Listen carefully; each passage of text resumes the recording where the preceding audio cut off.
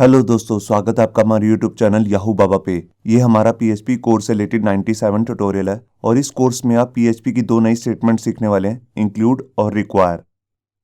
Include और require statement को समझने के लिए आपको पहले एक प्रॉब्लम समझनी पड़ेगी, तभी आपको समझ में आएगा कि हमें इंक्लूड और रिक्वायर स्टेटमेंट की जरूरत क्यों पड़ती है और हमें इसे क्यों यूज करना चाहिए। देखिए, यहाँ पर हमारे पास एक वेब टेम्पलेट है, एक बेसिक सा हमने लेआउट बनाया हुआ है। इसके अंदर यहाँ पर एक हेडर का पार्ट है, फिर मेन्यू का पार्ट है, यहाँ पे साइड बार है और ये कंटेंट का एरिया है और नीचे फुटर है। अगर मैं इसमें आपको डेमो कंटेंट डाल के दिखाऊं तो कुछ इस तरीके से दिखेगा। ये देखिए, ऊपर कंपनी का नाम आ गया हेडर में, यहाँ पे मेन्यू में कुछ लिंक्स आ रहे हैं, 3 लिंक्स है हमारे पास। यहाँ पे साइड बार में भी हमारे पास 3 लिंक्स आ रहे हैं अलग अलग, और नीचे फुटर है। अब जैसा कि आप देख रहे हैं कि यहाँ पर ऊपर भी 3 लिंक्स हैं और इधर भी 3 लिंक्स हैं। इसका मतलब जो वेबसाइट बनेगी उसके अंदर प्रॉपर 6 पेजेस बनेंगे, और जितने भी पेजेस बनेंगे 6 पेज, इन सब के अंदर कुछ चीज कॉमन होगी। जैसे देखिए, ऊपर हेडर आ रहा होगा, मेन्यू आ रहा होगा, साइड बार आ रहा होगा और नीचे फुटर आ रहा होगा। अगर कोई चीज चेंज होगी तो वो होगा कंटेंट।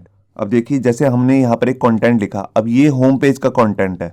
जब हम अबाउट अस में जाएंगे तो वहां पे कुछ और कंटेंट आएगा, प्रोडक्ट्स में कुछ और बाकी की जितने ये 3 लिंक्स है इनमें कुछ और कंटेंट आएगा। अब यहाँ पे एक प्रॉब्लम आती है। वो प्रॉब्लम क्या है? मान लीजिए अब हमारे को यहाँ पर 3 लिंक के अलावा एक और लिंक डालना है। मान लीजिए एक गैलरी पेज का लिंक डालना है यहाँ पे, तो उसके लिए हमारे को ये 6 पेज बारी बारी खोलने पड़ेंगे और उन 6 पेजेस के अंदर यहाँ पर एंकर टैग डालना पड़ेगा गैलरी पेज के लिए, जिसके कारण जो हमारा वर्किंग टाइम है वो काफी बढ़ जाएगा। तो उस वर्किंग टाइम को कम करने के लिए हम क्या कर सकते हैं? हम जो ये हमारा ऊपर हेडर और मेन्यू है इसको हम एक फाइल में डाल देंगे।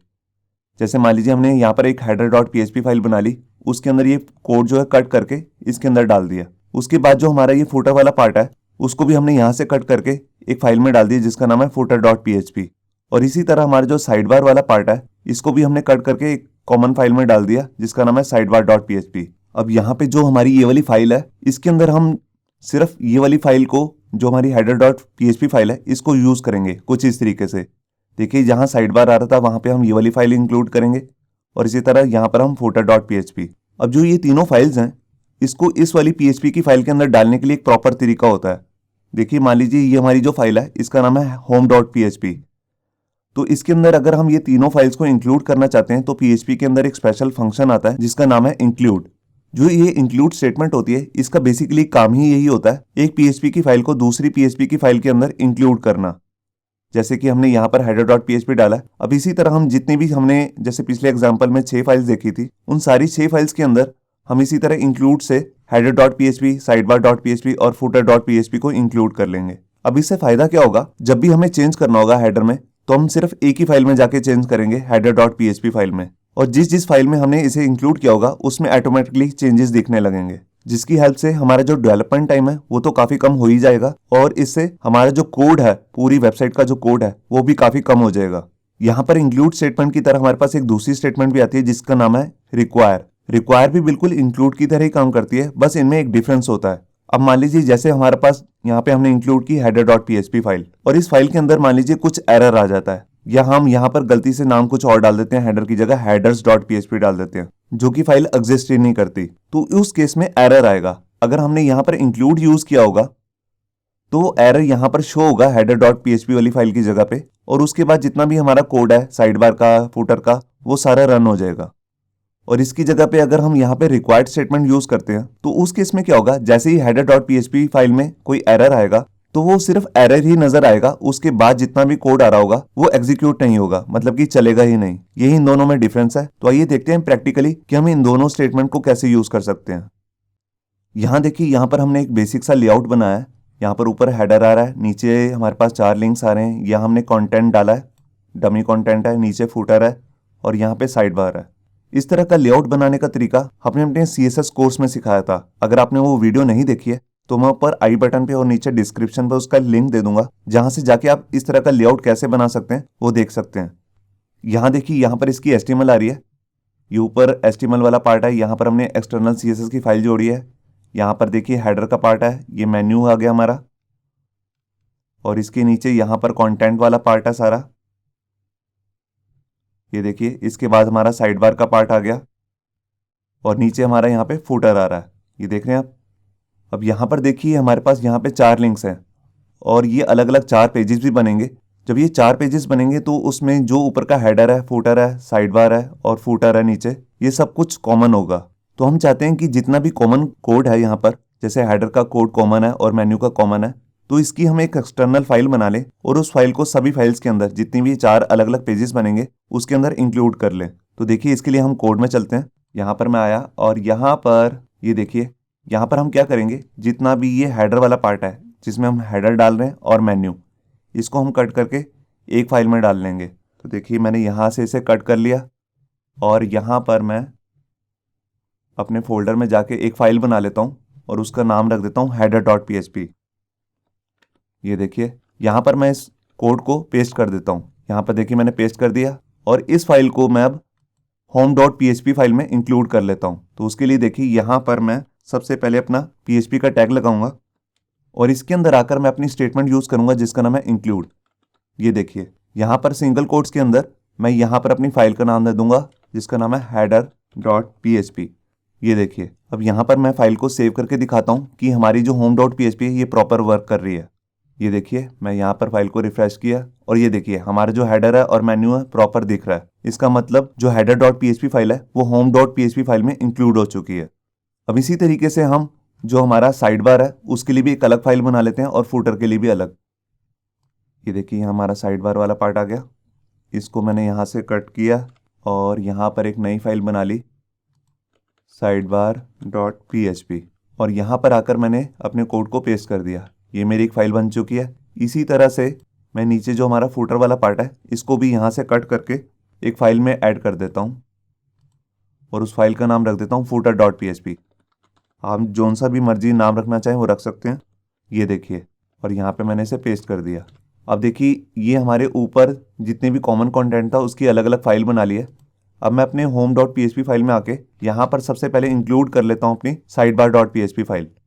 तो मैं ऊपर से ही कोड कॉपी कर लेता हूँ जो कि मैंने अभी अभी लिखा है। ये देखिए ये वाला कोड, ये मैंने कॉपी किया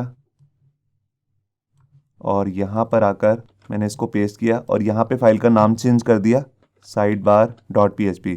बिल्कुल इसी तरह से इसके नीचे हम यहाँ पर फुटर की फाइल भी इंक्लूड कर लेते हैं। ये देखिए तो यहाँ पर मैंने फाइल को सेव किया और यहाँ कर पेज को रिफ्रेश किया। ये देखिए हमारा जो कोड है प्रॉपर वो रन हो रहा है। अब मैं आपको किसी फाइल में चेंज करके दिखाता हूँ और आपको दिखाता हूँ कि वो जो चेंज है वो home.php में भी रिफ्लेक्ट करेगा। तो यहाँ पर मैं गया और हेडर वाली फाइल में जो हमारा नाम आ रहा है याहू बाबा, यहाँ पर मैं याहू में 2 ओ और लगा देता हूँ। मतलब कि मैंने यहाँ पर 2 ओ जो हैं वो और ऐड कर दिए हैं। तो यहाँ पे मैंने फाइल को सेव किया और यहाँ के पेज को रिफ्रेश किया। ये देखिए ये हमारी फाइल जो है आपको ऊपर यूआरएल बार में दिख रहा होगा home.php है और यहाँ पर भी 2 ओ एक्स्ट्रा आ चुके हैं। अब यही काम हमने जितनी हमारी बाकी की 3 फाइल्स हैं अबाउट अस, गैलरी और कॉन्टैक्ट अस, इनमें भी हम ये करके अपना टाइम काफ़ी बचा सकते हैं। और यहाँ पर भी देखिए जो हमारी home.php फाइल है ये भी काफ़ी छोटी हो चुकी है। ये देखिए ऊपर जो हेडर का पार्ट था वो यहाँ से कट हो चुका है और यहाँ पर सिर्फ इसका अपना कंटेंट वाला पार्ट आ रहा है home.php फाइल में।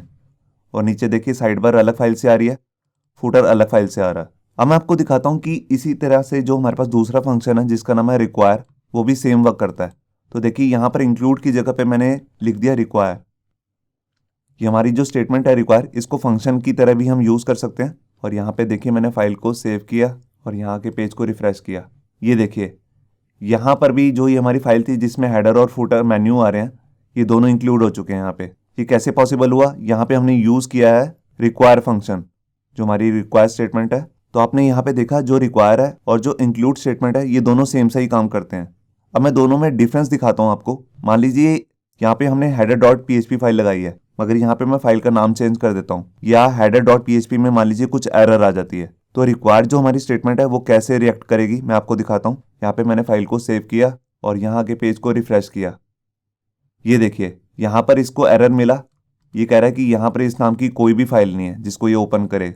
यहाँ पर लिखा हुआ नो सच फाइल और डायरेक्टरी। और यहाँ पे एक बात और गौर कीजिए कि जैसे ही ये एरर आया इसके बाद का जितना भी कोड था वो चलना बंद हो चुका है। जैसे कि हमने sidebar.php भी लगाई थी फाइल, footer.php भी लगाई थी और कंटेंट का भी जो पार्ट था वो कुछ भी नहीं दिख रहा। और इसी जगह पे अगर हम इंक्लूड स्टेटमेंट यूज़ करते हैं तो देखते हैं क्या होगा। यहाँ पर मैं आया और यहाँ पर मैं अपनी स्टेटमेंट यूज़ करता हूँ इंक्लूड।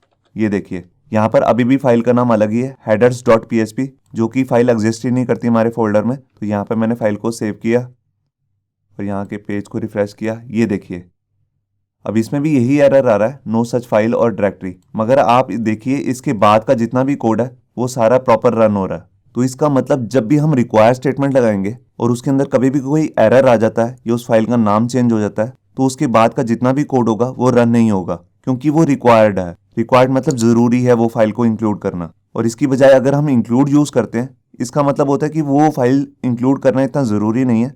और जब भी हम इस तरह का कोई भी डिजाइनिंग का पार्ट कर रहे होते हैं HTML का, तो उसके अंदर हम मोस्टली इंक्लूड स्टेटमेंट का ही यूज करते हैं। और जब भी हम डाटाबेस वगैरह की कोडिंग कर रहे होते हैं, तो उसके अंदर हम वहां पे रिक्वायर्ड स्टेटमेंट का ही यूज करते हैं।